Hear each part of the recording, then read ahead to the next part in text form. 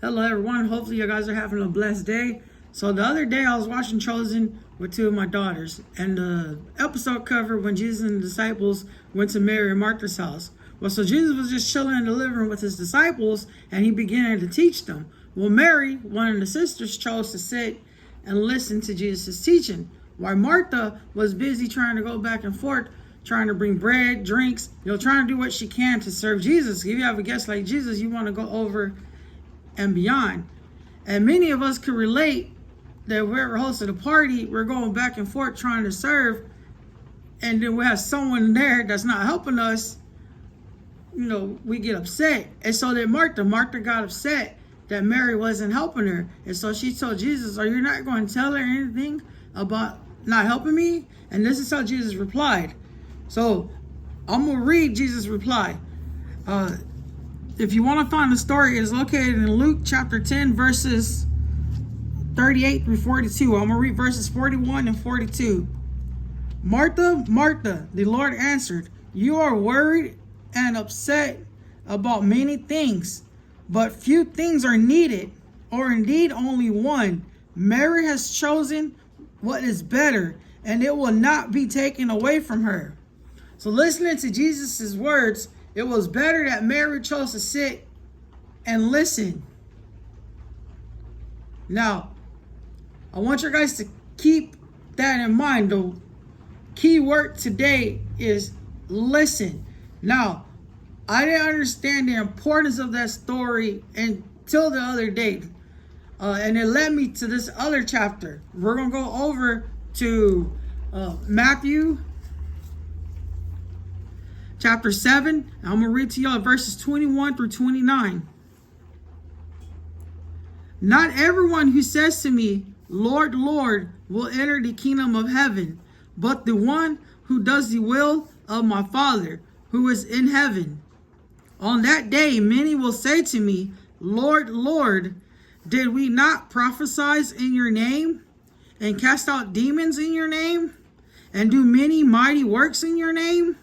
And then I will declare to them, I never knew you. Depart from me, you workers of lawlessness. Everyone then who hears these words of mine and does them will be like a wise man who built his house on a rock. And the rain fell, and the floods came, and the wind blew and beat on the house, but it did not fall because it had been founded on the rock. And everyone who hears these words of mine and does not do them will be like a foolish man who built his house on the sand. And the rain fell, and the floods came, and the wind blew and beat against the house, and it fell, and great was the fall of it. So again, Jesus stresses listening to him. A lot of times, we are like Martha to where we get busy into serving, whether it be, singing at church, or maybe leadership at church, or maybe you're working with the children, or you're trying to lead this organization, or you're trying to get in charge of donating here. Sometimes, basically, we get so wrapped up in the works that we forget the most important thing, and that is taking the time and listening to the words. Now,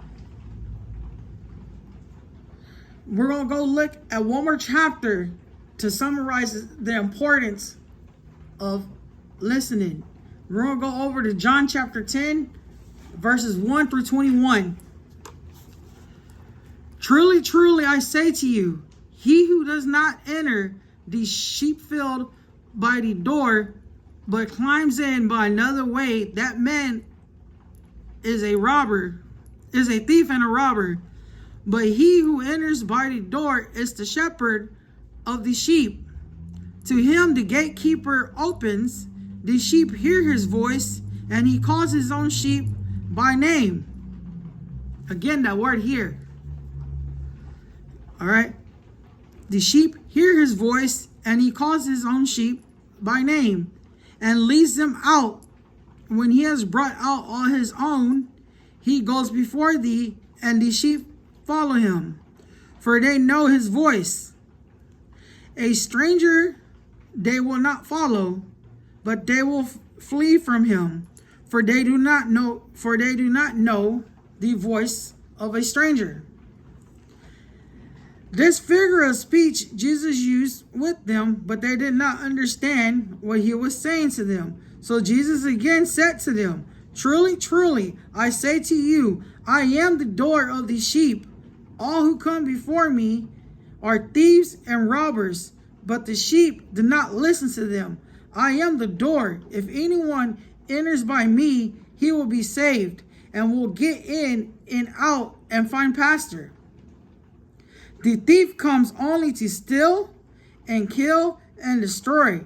I came that they may have life and have it abundantly. I am the good shepherd. The good shepherd lays down his life for the sheep. Who is a hired hand and not the shepherd, who does not own the sheep, sees the wolf coming and leaves the sheep and flees, and the wolf snatches them and scatters them. He flees because he is a hired hand and cares nothing for the sheep. I am the good shepherd. I know my own, and my own knows me, just as the Father knows me, and I know the Father. And I lay down my life for the sheep. And I have other sheep, not of this fold. I must bring them also, and they will listen to my voice. So there will be one flock, one shepherd.